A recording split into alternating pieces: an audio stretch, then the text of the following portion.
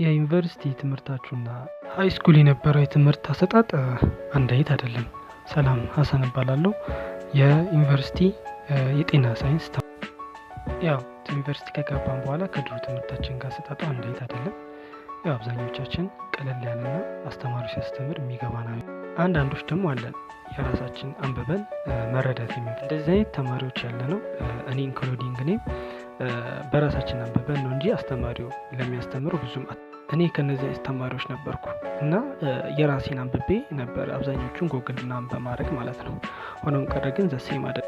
አብዛኞቹ ላይ ጎግል አድርጋችሁ ምናምን የምታገኙት ኢንፎርሜሽን በእንግሊዝኛና በተለያዩ ቋንቋዎች ሆኖ በጣም ያወዛግቡ።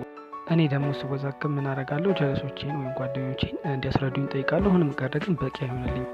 ለዛ ያው የተለያዩ ቋንቋዎች የመጣውንም ቢሆን እንደምንም ብዬ ፈልጬም ቢሆን ለመረዳት ሞክር ነበር እና ያገኘሁትም ውጤት አሪፍ ነበር። ጥሩ እየገባኝ ይቻላል። ይሄን ለውጥ ጓደኞቼ ላይ እንዲመጣና የተለያዩ ሰዎች የሀገሬ ልጆች እንዲጠቀሙበት ለማድረግ በዚህ ምክንያትም ትምህርት ውስጥ የሚሰጣቸው ማንኛውም ኮርሶች ቀለል አድርገውና ፈታ አድርገው እንዲማሩ እንዳይጨናነቁ ለማድረግ ማለት ነው። እና ይሄኛውን አንድ በአንድ ለማስረዳት ስለሚከብድ ይሄን ቻናል ለመክፈት አስቤያለሁ። የሚሰጡት ኮርሶችም በአማርኛ ስለሆኑ ይሄን መረዳት የሚችል አማርኛ የሚችል ሰው ነው እና ከናንተ ውጪ ሊያዩ አይችልም ወይ ሊረዱ አይችልም። ለዛ የሚሰጡት ኮርሶች ብዙ አይነቶች አሉ። ሜንሊ ኬሚስትሪ አለ፣ ማይክሮባዮሎጂ አለ፣ ባዮኬሚስትሪ፣ አናቶሚ ኤንድ አኒ አዘር ሜዲካል ኮርሶችን እንሰጣለን። ዋናው ኤች2 ሰብስክራይብ ለኢትዮጵያ ልጆች ተዘጋጀ